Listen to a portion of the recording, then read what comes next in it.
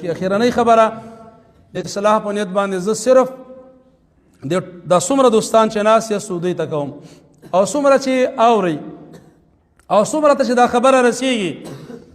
زموږ په دې ملک کې خو فتنې ډېرې دي که نه دا د قیامت علامې دي دا فتنې نبي علیه السلام فرمایلي زیاتېږي نور هم تر څو قیامت راځي په دې وخت کې کامل انسان کامل مؤمن هغه ده چې په دې امتحاناتو کې خپل ایمان وساتي ځان وساتي او بدبختانه موږ ټول په دې امتحان کې ناکام یو دلته یوه فتنه یو مصیبت دا ده چې کالداري او افغانۍ دي هیڅ قانون په دې ملک کې نشته دا هم د سره مه ومنله هیڅ نظام نشته هیڅ څوک یې پوښتنې والا هم نشته خو په دې اوږو باندې یو دو دانې یو څو خو شته دی که نه په دې مو ایمان شته که نه دی دروغ نه وایي دی رشوت نه اخلي دی خوراک نه کوي دی څښاک نه کوي دی یخني نه کېږي دی ګرمي نه کېږي دا داسې چا رالیږلي چې هغه د دې تزکیه کړي لا یعصون الله ما امرهم هېڅ د الله نافرماني نه کوي که زموږ د الله په ذات یقیني د رسول الله علیه السلام په وینا یقیني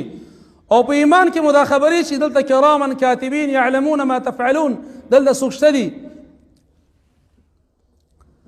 او دوی زموږ د هر څه لیکي نو بیا ولې دوکه ولې دروغ آخر په دې ملت ولې ترحم نه کېږي امریکایانو مړه که دشمن نه چا ګیله کړې دا بېعقلي دا اوس چې امریکایان مړه کړي څوک ګیله کوي چې ولا جومات منبر کړه دا بېعقل بچی دشمن نه چا ګیله کړې دشمن نه بېوقوفه ګیله کوي د دشمن په ظلم باندې په غارې وهل دا چې د ښه سړي کار ده د پښتون کار شرم ده بیا د مسلمان کار نه ده خو خفګان خو هلته یي چې دوست دې وژني خفګان خو هلته یي چې دوست څپېڼه درکوي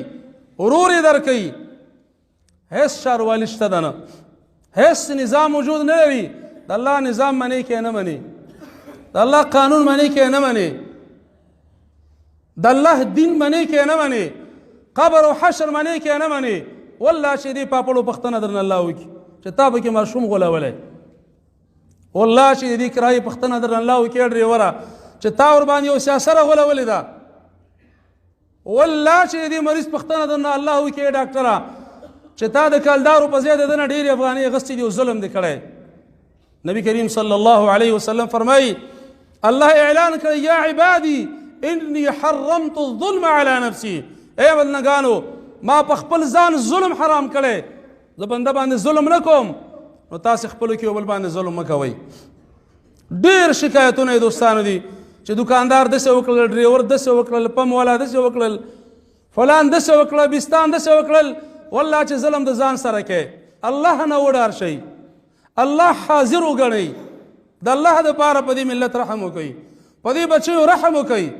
سبا راته چا قلم وښودوی دا په لس کالدارې اوس یې په لس افغانۍ ورکوي په لس افغانۍ دې ورکړه ستا پې کور جوړي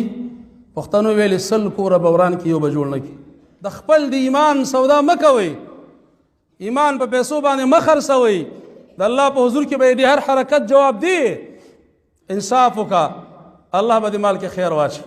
انصاف وکړه الله به دې مال کې برکت واچوي انصاف وکړه الله تبارک وتعالی به دې بچیو په لیدلو سترګې یخې کړي انصاف وکړه الله به دې قبر روښانه کړي انصاف وکړه الله به دې حشر روښانه کړي